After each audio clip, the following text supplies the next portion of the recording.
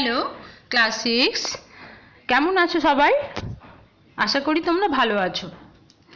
আগের যে ক্লাসগুলো হয়েছে সেগুলোতে তোমরা অস্থি অস্থিসন্ধি এগুলো সম্বন্ধে জেনেছো। তাতে তোমরা জেনেছো যে আমাদের শরীরের ভিতরে অস্থি নির্মিত একটা অন্তঃকঙ্কাল আছে, আর এই অস্থি নির্মিত অন্তঃকঙ্কালের উপরে বিভিন্ন রকমের পেশি সাজিয়ে আমাদের এই দেহ অর্থাৎ বডি স্ট্রাকচার তৈরি হয়েছে। এবং আমরা এই যে হাঁটাচলা করি, কাজকর্ম করি, সেই হাঁটাচলা কাজকর্ম করার জন্য আমাদের এই পেশিগুলো আমাদের সাহায্য করে।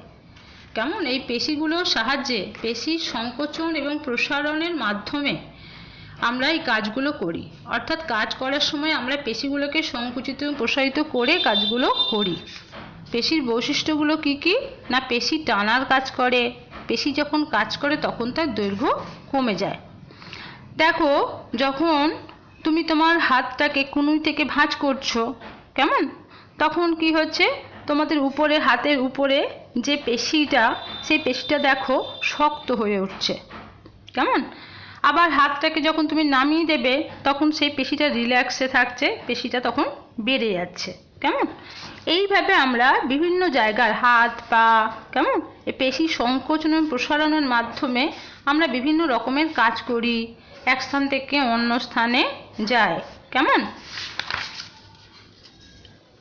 এই অস্থির সঙ্গে এই যে পেশিগুলো আটকে আছে, লেগে আছে, সেগুলো কিসের মাধ্যমে?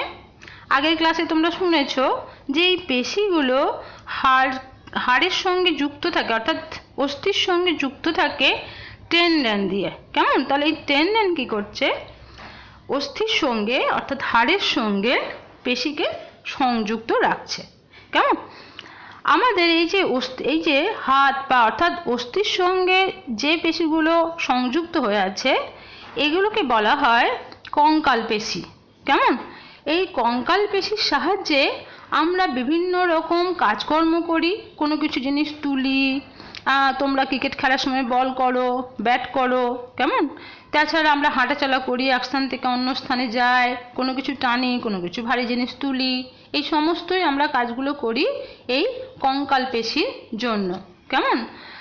এই আমাদের সারা শরীরে কি শুধুমাত্র কঙ্কাল পেশি আছে? তা নয়, আমাদের শরীরে আরও অন্য রকমের পেশিও আছে।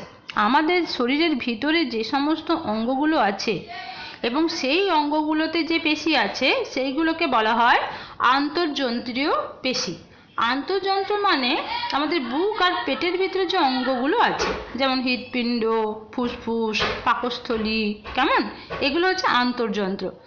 এই আন্তঃযন্ত্রগুলো তৈরি করার জন্য যে পেশি আছে, অর্থাৎ যে পেশি আন্তঃযন্ত্রগুলো তৈরি করেছে সেগুলো হচ্ছে আন্তঃযন্ত্রীয় পেশি।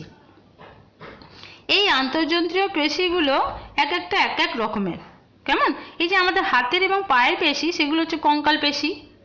আবার ধরো পাকস্থলীর গায়ের পেশি, সেটা হচ্ছে আন্তঃযন্ত্রীয় পেশি। হৃৎপিণ্ডের পেশি, সেগুলো আন্তঃযন্ত্রীয় পেশি। এই যে আমরা যে কঙ্কাল যে পেশিগুলো, কেমন, অস্থির সঙ্গে যে পেশি যুক্ত আছে, এগুলো হচ্ছে ঐচ্ছিক পেশি। এই পেশিগুলোকে আমরা আমাদের ইচ্ছে মতো সংকোচন ও প্রসারণ করতে পারি। আবার দেখো যে আন্তঃযন্ত্রীয় পেশি, যেমন ধরো পাকস্থলীর গায়ে, হৃৎপিণ্ডের গায়ে যে পেশিগুলো আছে, অর্থাৎ যে পেশি এগুলোকে তৈরি করেছে, সেগুলো হচ্ছে অনৈচ্ছিক পেশি।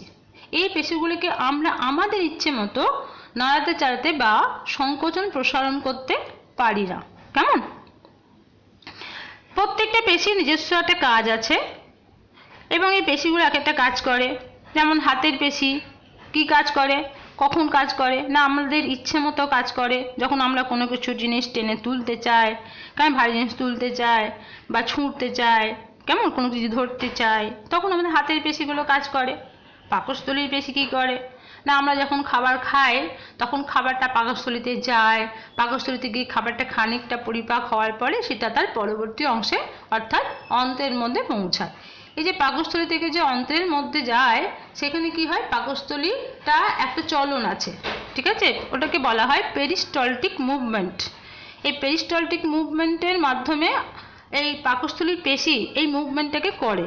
পাকস্থলী পেশি এই পেরিস্টলটিক মুভমেন্টের মাধ্যমে এই অর্ধ যে পরিপাকৃত খাবার সেই খাবারটাকে অন্ত্রের মধ্যে পাঠিয়ে দেয়, এটা পাকস্থলীর কাজ। আবার দেখো হৃৎপিণ্ডের পেশি, হৃৎপিণ্ডে তাহলে পাকস্থলীর পেশি হচ্ছে অনৈচ্ছিক পেশি। পাকস্থলীর পেশিকে আমরা আমাদের ইচ্ছে মতো সংকোচন প্রসারণ বা নাড়াচাড়া করাতে পারি না। আবার দেখো হৃৎপিণ্ডের পেশি, হৃৎপিণ্ড সংকুচিত প্রসারিত হয়, তোমরা জানো হৃৎপিণ্ড তালে তালে সংকোচন প্রসারণ হয়, হয়ে কি করে রক্তকে সারা শরীরে ছড়িয়ে দেয়, এটা হৃৎপিণ্ডের কাজ। তাহলে হৃৎপিণ্ডের পেশি দিয়ে নির্মিত।